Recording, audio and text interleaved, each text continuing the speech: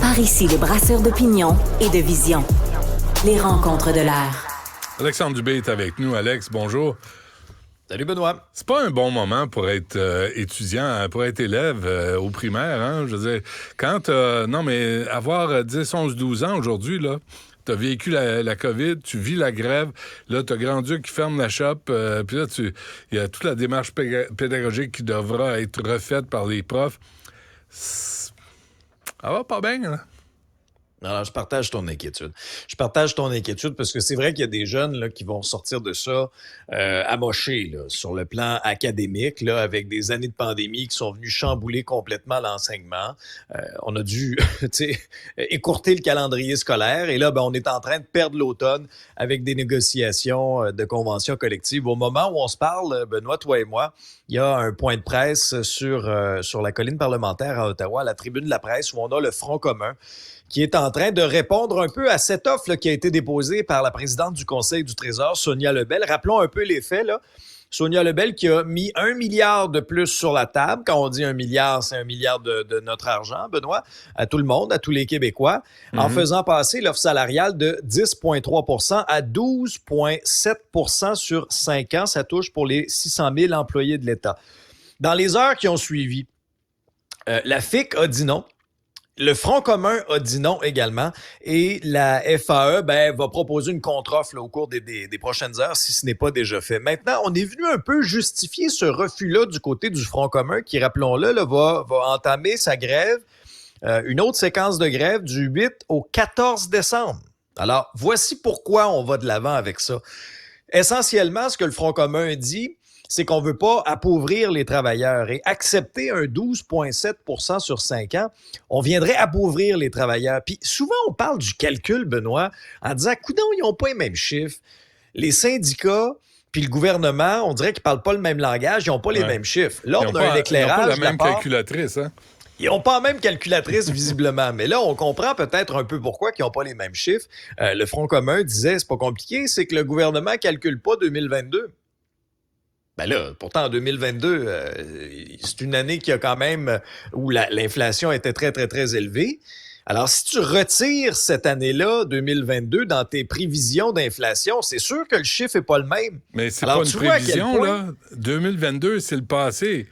Non, je comprends, mais on se fie un peu sur le passé pour... Oui, non, je comprends. On se fie un peu sur le passé pour faire des projections dans l'avenir. Et si tu retires 2022 du calcul de l'inflation moyen, ben, c'est sûr que ça dégonfle le chiffre automatiquement. Alors, ce qu'Éric Gingras et les autres du Front commun disent, écoutez, on ne va pas accepter une offre qui va venir appauvrir nos membres.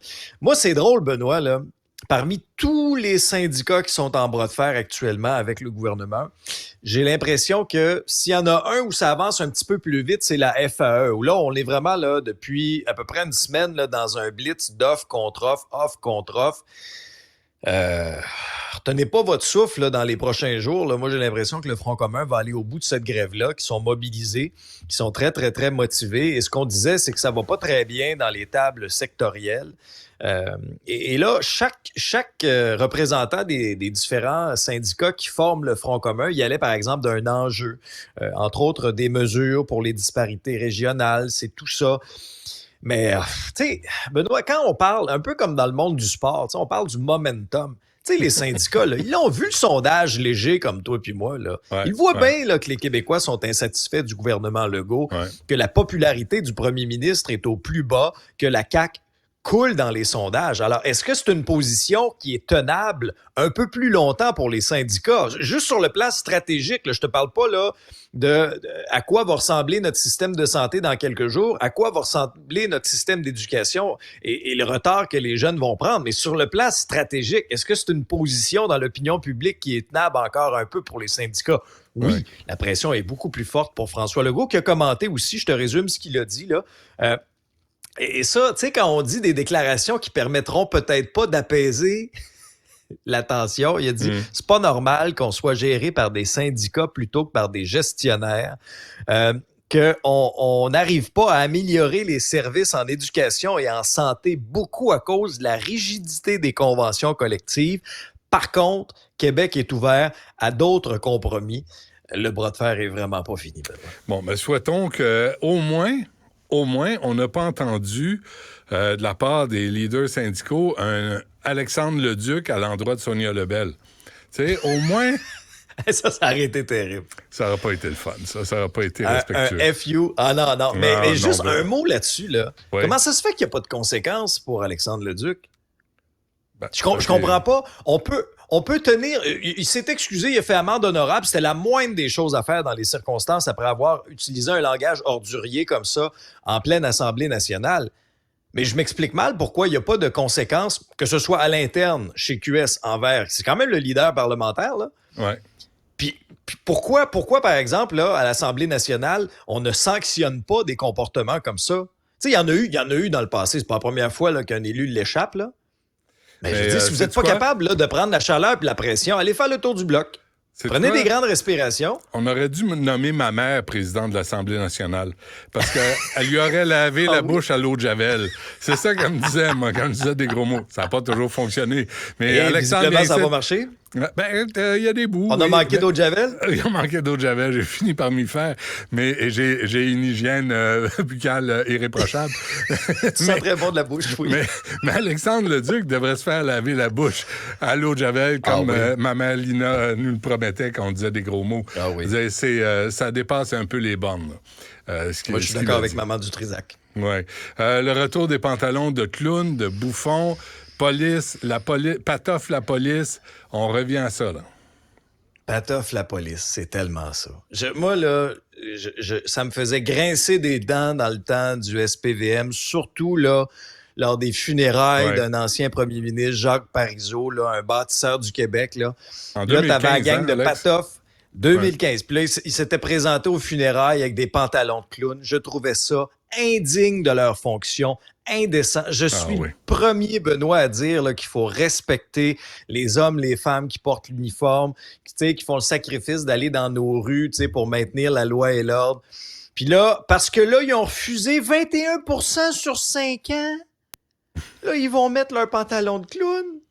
Moi, je pense qu'ils vont mariner dans leur jus un bout de temps, là, parce que le gouvernement Legault va pas revenir là-dessus. Il va dire, ah oui, t'en veux pas? Tu vas passer ton tour, mon ami, tu vas passer en dessous de la table. Je te rappelle que là pour les travailleurs de l'État, on est à 12 points quelques %. Là. Ouais, les policiers ont refusé de la SQ. Ils sont pas dans la rue non plus, là. 21% sur 5 ans. Moi, Benoît, là, tu sais... Mon idée de flipper les offres, Alex, qu'est-ce que t'en penses? L'idée de flipper les offres... Je pense que c'est à étudier. Ben, il me semble. T'en veux pas? On va le donner à l'autre. Ben oui. Mais tu sais, Benoît, moi, c'est toute la question aussi de la dignité en fonction du poste que tu occupes. Tu sais, moi, là, je sais pas, moi, qu'un policier me donne une contravention sur l'autoroute 15 parce que je roulais un petit peu vite, puis il arrive avec ses pantalons de clown, c'est une chose, OK? Ouais. Mais, tu sais, t'arrives sur une intervention hyper délicate où la vie de quelqu'un est en danger, OK? Violence conjugale.